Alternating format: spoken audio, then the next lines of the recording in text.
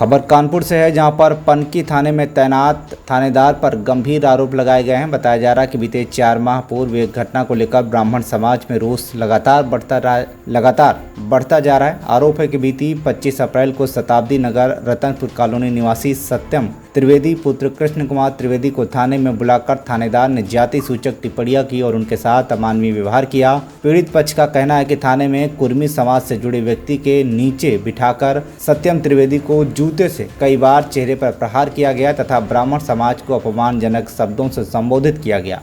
इसी दौरान उन्हें करियर बर्बाद करने और फर्जी मुकदमे दर्ज करने की धमकी भी दी गई। इस मामले को लेकर राष्ट्रीय स्वर्ण परिषद के राष्ट्रीय अध्यक्ष पंकज वरैया ने विभागीय अधिकारियों से कई बार वार्ता की। परिषद का आरोप है कि सक्षम अधिकारियों ने शिकायतों को गंभीरता से नहीं लेकर गुमराह करने की कोशिश की। कानपुर आज आया हुआ हूं क्योंकि कानपुर में 4 महीने पहले पनकी थानेदार के द्वारा गुंडई दबंगई का परिचय देते हुए एक ब्राह्मण समाज के युवक पर बुरी तरीके से 1 बार 2 बार नहीं 25 बार जूते से उसके चेहरे पर वार किया गया। लगातार कार्रवाई की बात की गई लेकिन झूठा आश्वासन दिया गया। एसीपी साहब से भी बातचीत की गई लेकिन उसके बाद भी झूठा आश्वासन मिला।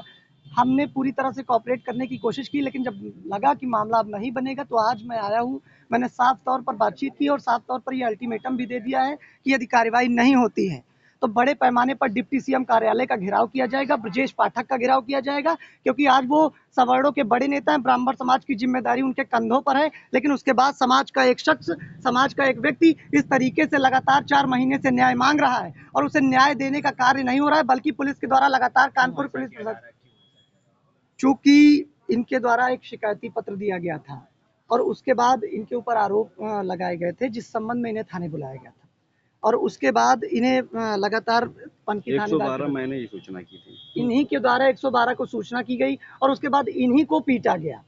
पनकी थानेदार पर कार्रवाई की बात कही गई लेकिन सक्षम अधिकारियों के द्वारा लगातार झूठ बोला जा रहा है।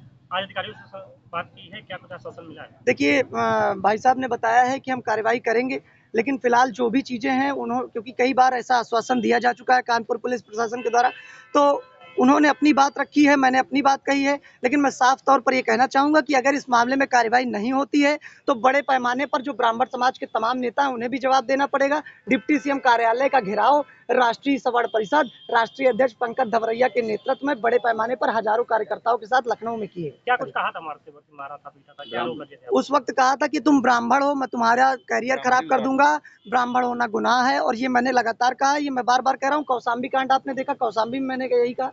तो ब्राह्मण होना उत्तर प्रदेश में सबसे बड़ा गुनाह हो गया और ब्राह्मण होने की, सवर्ण होने की सजा इन्हें मिली है। इन्हें बुरी तरह से पीटा गया है और वो थानेदार खुलेआम घूम रहे हैं और लगातार इन पर जबरन मुकदमे लिखने की धमकी दे रहे हैं, लगातार इन पर दबाव बनाए जा रहे हैं।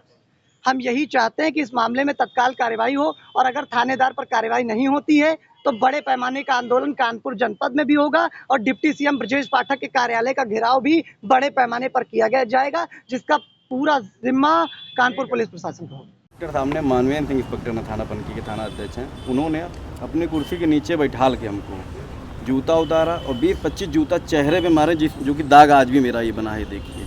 और ब्राह्मण समाज को गाली बोले, तुम ज़्यादा ब्राह्मणगिरी दिखाते हो, ज़्यादा पोस्ट शेयर करते हो, तुम्हारा जीवन बर्बाद कर देंगे, तुमको हम बर्बाद कर देंगे, तुम्हारे परिवार सहित। उसके बाद लगातार इन्होंने मेरे खिलाफ षड्यंत्र रचा। आज से हफ्ते भर पहले उन्होंने थाने मुझको मेरे पिताजी के साथ बुलाया।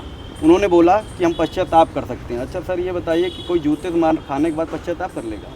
वो व्यक्ति समाज में गा रहा है, मैं इतना डिप्रेशन में हूँ, मैंने सारे अधिकारी के पास गए, अभी तक 4 महीने हो गए, कोई कार्रवाई नहीं हुई।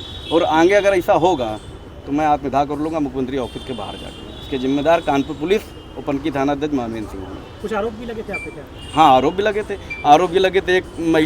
एक उसी गुप्ता जी ने ये आरोप लगाया मेरे ऊपर कि उनकी पत्नी से मेरे अवैध संबंध है, जिसमें से कानपुर मानवीय सिंह थाना अध्यक्ष ने बहुत कोशिश करी, लेकिन वो झूठा था, क्योंकि उनकी वाइफ आके खुद यहाँ डीसीपी साहब के यहाँ बयान दे गई थी और प्रार्थना दे गई कि मेरे उनसे कोई संबंध नहीं है। उसके बाद जब ये चीज़ हुआ तब एसओ साहब ने क्या किया, हमको बुलाया थाने में, समझौता करने की कोशिश करी। आप बताइए, कोई जूता मार खाएगा, समाज में होगा, इतना डिप्रेशन में रहेगा। मेरा जो मानसिक संतुलन खराब है, जब हम सोचते हैं, रात में लेटते हैं कि मुझको जूते से क्यों मारा गया और समाज को गाली देते हुए क्यों मारा गया, तो ऐसा लगता मर जाएं तो ज़्यादा सही है। कानपुर से भरत पांडे की रिपोर्ट, TV1 इंडिया न्यूज।